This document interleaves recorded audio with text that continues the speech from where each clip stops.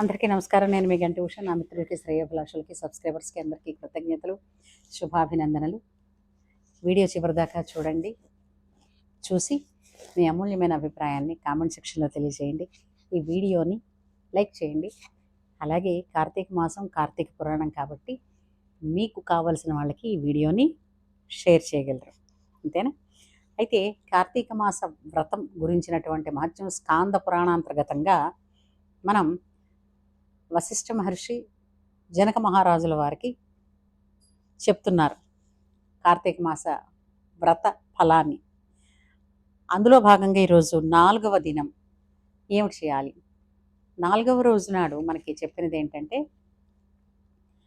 జనకుడు అడిగాడు ఏమని, మీరు ఇంత అమృతమయమైనటువంటి విషయాలు చెప్తూ ఉంటే మనస్సు ఆగటం లేదు, లేత పచ్చికను చెవి చూసిన ఆవులాగా ఉంది, ఇంకా ఇంకా వినాలని ఉంది, ఇంకా చెప్పండి కార్తీక మాస వ్రత ఫలితాన్ని అని అనగానే అతను ఏం చెప్పాడు అని అంటే, కార్తీక మాసంలో శివాలయంలో కానీ విష్ణువాలయంలో కానీ దీపదానం చేయడం, దీపం వెలిగించడం ఆవు నేతితో కానీ లేదా మామూలుగా మన నూనెతో కానీ, నువ్వుల నూనెతో కానీ, విప్ప నూనెతో కానీ,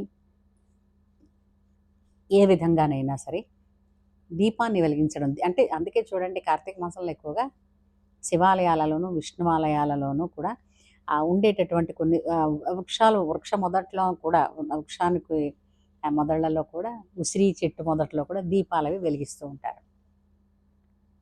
అయితే దీనికి అంటే ఈ దీపాలు వెలిగించడం వలన ఎన్నో జన్మల పాపాలు పోతాయని, అలాగే నరకం అన్నది చూడడం ఉండదు, నరకలోకానికి వెళ్ళే అవకాశం ఉండదు, చాలా పుణ్యాన్ని సంపాదించుకుంటారని, ప్రత్యేకించి శివాలయంలో సాయంత్రం పూట దీపారాధన చేస్తే అనంతమైనటువంటి ఫలం వస్తుందని చెబుతూ దానికి సంబంధించినటువంటి ఒక ఉదాహరణ వశిష్ఠ మహర్షి జనక మహారాజుకి చెప్పారు.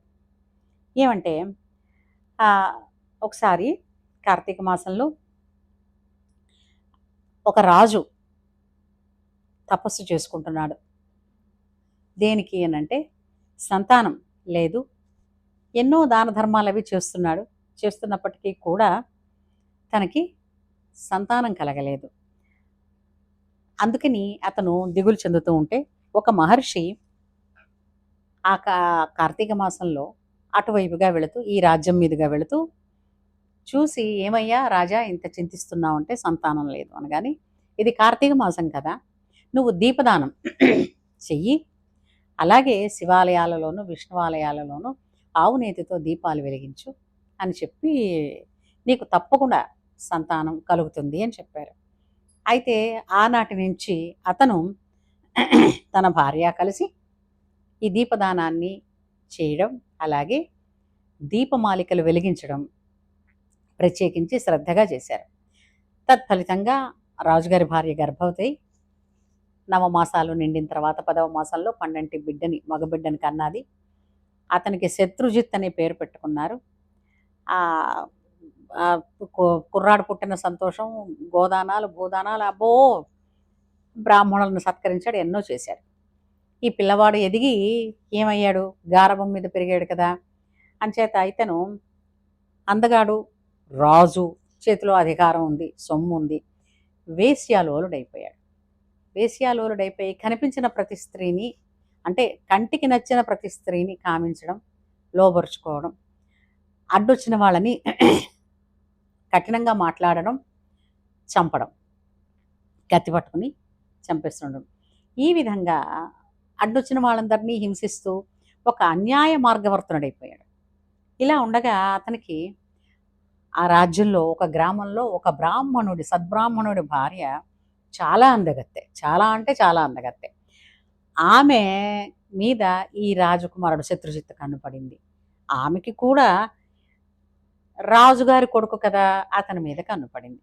భర్త కన్నుగప్పి అర్ధరాత్రి పూట ఈ రాకుమారుడు కోసం వచ్చి రాకుమారుడితో సరస సల్లాపాలన్నీ సాగించి భర్త లేవడానికి ముందుగానే మళ్ళీ తనకి ఇంటికి వెళ్ళిపోయేది. జారత్వం చోరత్వం ఎన్నాళ్ళు దాగవు కదా, తెలిసిపోయింది. తన భర్తకి తెలిసిపోయింది. తెలిసిపోయినప్పుడు కోపంతో ఊగిపోయాడు. ఊగిపోయి ఏదో దీనికి తనొక పరిహారం చెయ్యాలనుకున్నాడు. ఎందుకంటే అంత కసొచ్చేసింది. తనింత నిష్ఠాగరిష్ఠుడే అని. అయితే ఓ రోజున ఏమైంది, కార్తీక, సోమవారం, పౌర్ణిమ 2 అన్నీ కలిసొచ్చిన దినాన వీళ్ళేం చేశారు, ఎక్కడ వీళ్ళకి కలిసే సమయం అంటే, ఎక్కడ కలిసే ప్రదేశం అంటూ ఒకటుంటుంది కదా! అదేంటంటే శివాలయం. శివాలయం ఎప్పుడు కూడా కొంచెం ఊరి మధ్యలో ఉండదు. ఊరికి కొంచెం చివరగా ఉంటుంది కాబట్టి శివాలయానికే పెట్టుకున్నారు. శివాలయానికి వెళ్ళారు. మరి వెలుతురుండాలి కదా! ఆవిడ ఏం చేసింది, తన చీర కొంగుని చింపి వత్తిలాగా చేసింది. చేస్తే ఈ రాకుమారుడు కాస్త ఆమదం పట్టుకొచ్చాడు ఒక ప్రమిదలో. అందులో ఈ తన చీర కొంగు ఒత్తిగా చేసింది కదా! ఆ ఒత్తిని తడిపి ఆమె వెలిగించింది.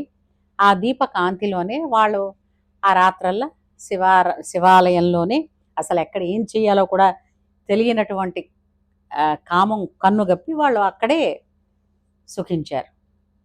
అయితే ఇలా ఉంటుండగా వీళ్ళ మీద ఎప్పటినుంచో కసి పెంచుకుని వీళ్ళని శిక్షిద్దాం అనుకున్నటువంటి భర్త మారువేషంలో కత్తి పట్టుకుని వచ్చి మొట్టమొదటగా తను ఆ రాకుమారుణ్ణి చంపాడు.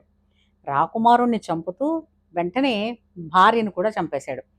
భార్యను చంపేస్తే కొన ఊపిరితో ఉంటూ ఉండగానే రాకుమారుడు ఏం చేశాడు, ఇతనెవడు నా మీద ఈ విధమైనటువంటి అఘాయిత్యం చేశాడని అతను కూడా ఈ బ్రాహ్మణుణ్ణి చంపారు. అంటే ముగ్గురికి ముగ్గురు ఒకే ప్రదేశంలో చచ్చిపోయారు.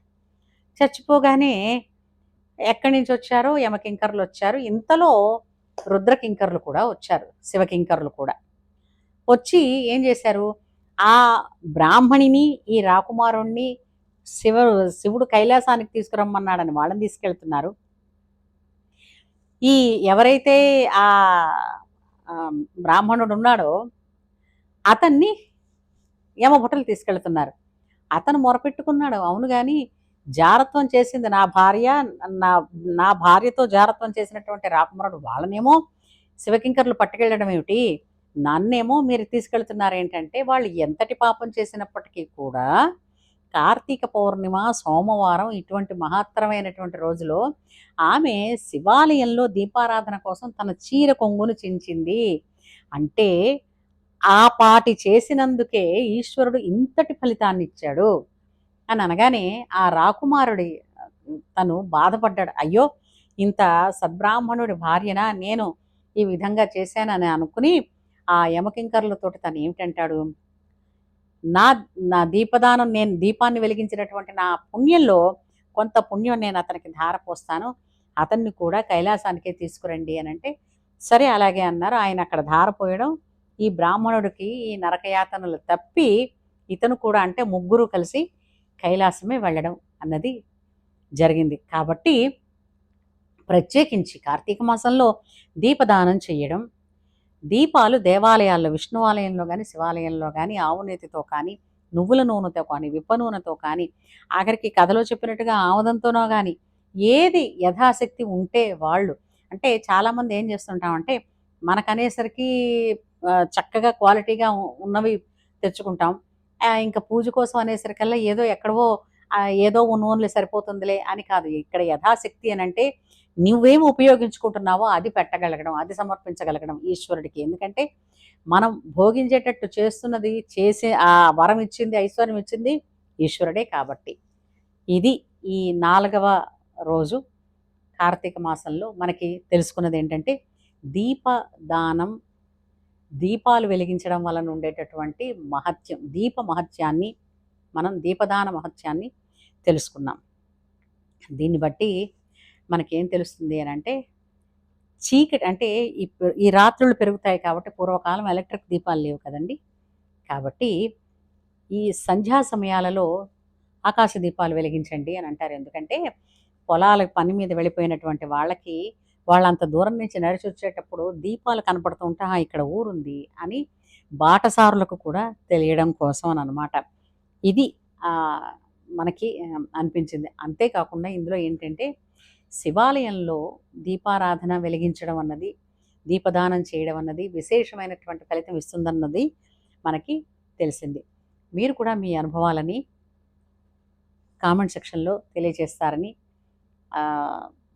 కోరుకుంటూ లైక్ చేయండి, షేర్ చేయండి, వన్స్ అగైన్ సబ్స్క్రైబ్ చేయండి. ఉంటాను.